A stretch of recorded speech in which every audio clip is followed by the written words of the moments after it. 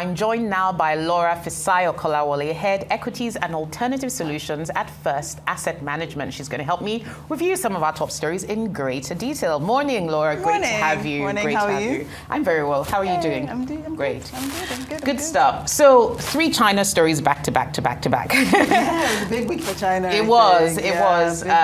But China can never stop being in the news. So the first story is really around the export growth, which has beat expectations. Is this likely to be a sign of a shift in its export momentum, and also now forging deeper partnerships with non-US trade partners? Exactly. Yeah. And I think that's really the big story, because you have seen, and not unusual, you've seen a real drop off in US exports, which makes sense because of the tariffs.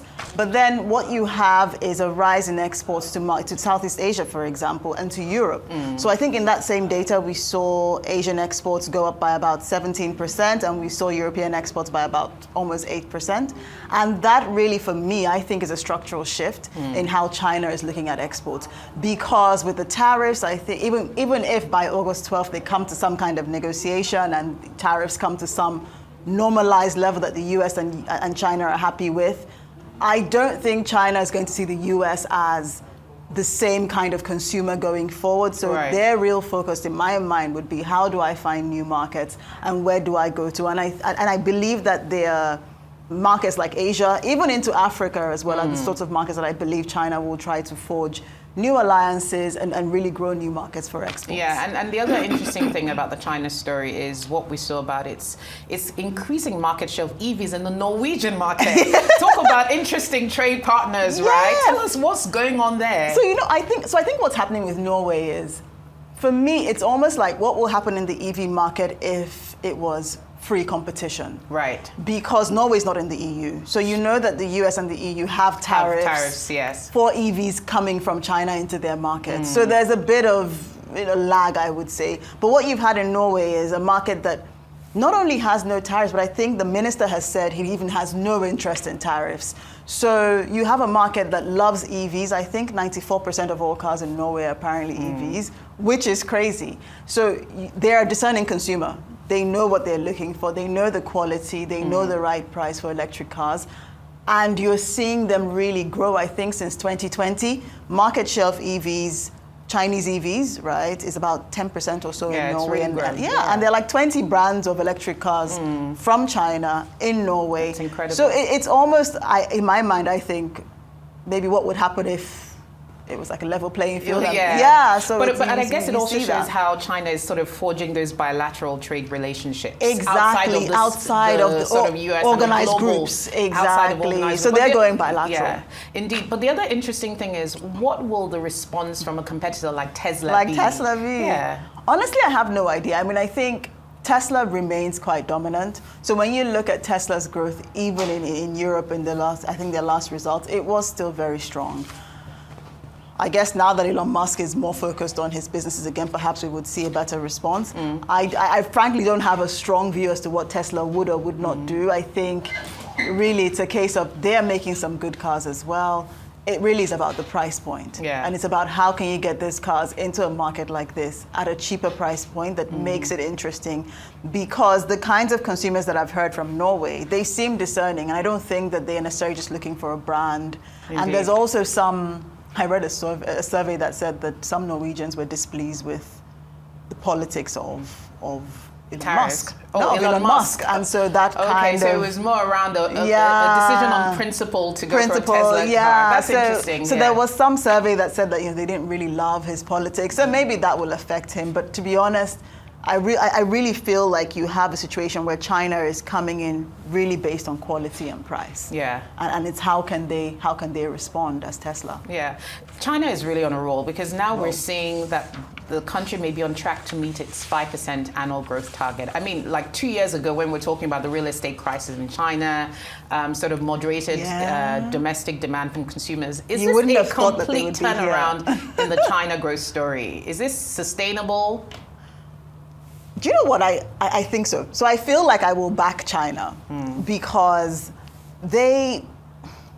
they seem to be very responsive and seem to have a way to organize their economy around what they see as upcoming trends. So you've talked about the EVs, for example. That's one way where they're reorganizing themselves. But I think broadly from an export perspective, you do see that is really what's driving growth in China. We talked about the export numbers earlier.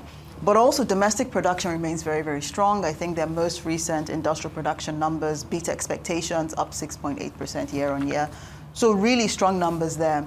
The one concern that I'm sure Chinese policymakers sort of scratch their heads about is domestic demand. Yes, yeah. Because domestic demand remains a challenge. So you see that in the weak import numbers. I think imports were down about 4%.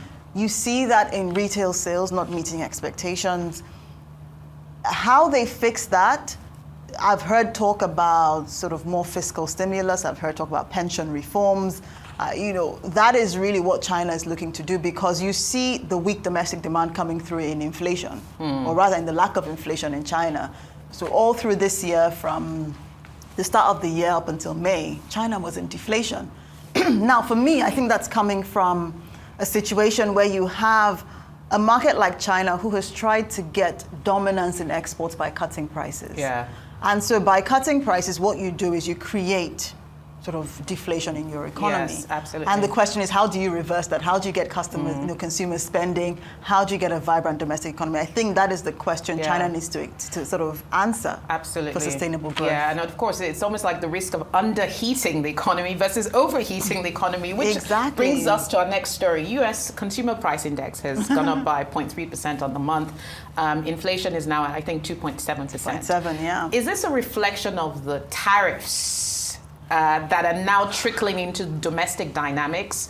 Or is it, a broader reflection on the economy overheating? And what do you think the Fed response might then be in terms of the policy rate? So I think it's hard to say whether it's all tariffs. There's been lots of news articles that have come out to say many companies, for example, stockpiled inventory, and so prices are not really reflective of tariffs. But you've had companies like Walmart who've come out to say they've actually raised prices because of the tariffs. You've had Mitsubishi come out and say a similar thing as well. So it's sort of a mixed response.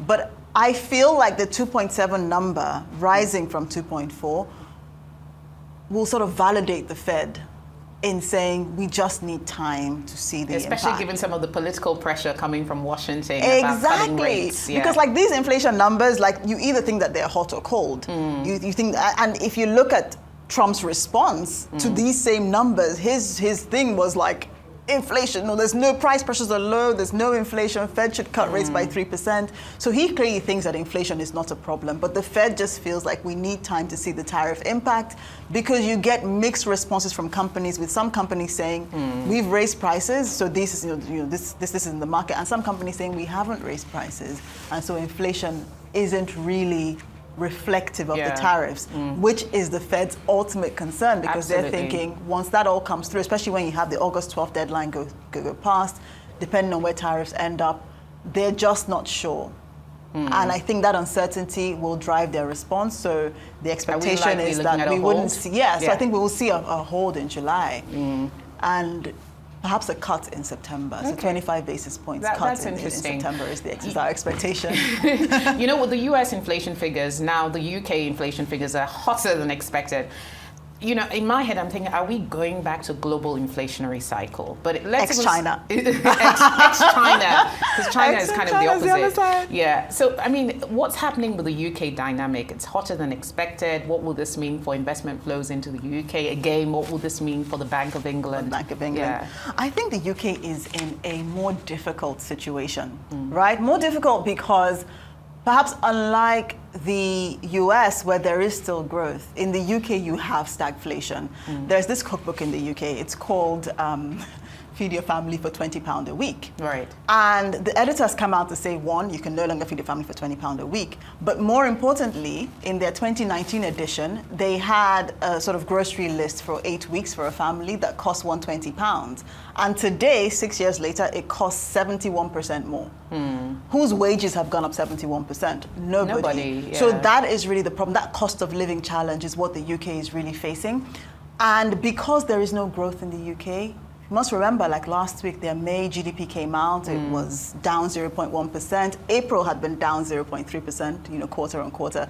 So that means when they get their Q2, GDP numbers, it's not going to be the 0.7% surprise growth we saw in Q1. Bank of England, likely to cut. Likely to cut. Just because they're going to look through. Well, perhaps, but I mean, they have to look through the inflation. They have to look for growth. But on the other hand, they also want to attract investment and capital flows, right? So it's a bit of a tricky but one. I think that because the UK is really struggling from a lack of domestic consumer growth, but also weak production. Absolutely. And that weak production, weak construction, you need lower rates to get businesses going, to get consumer spending. And I think that will be their main focus. I don't think they're focused on investors coming in at this point. All right, interesting. Thank you so much, Laura, for helping us go through a whole heap of stories. It can be so confusing.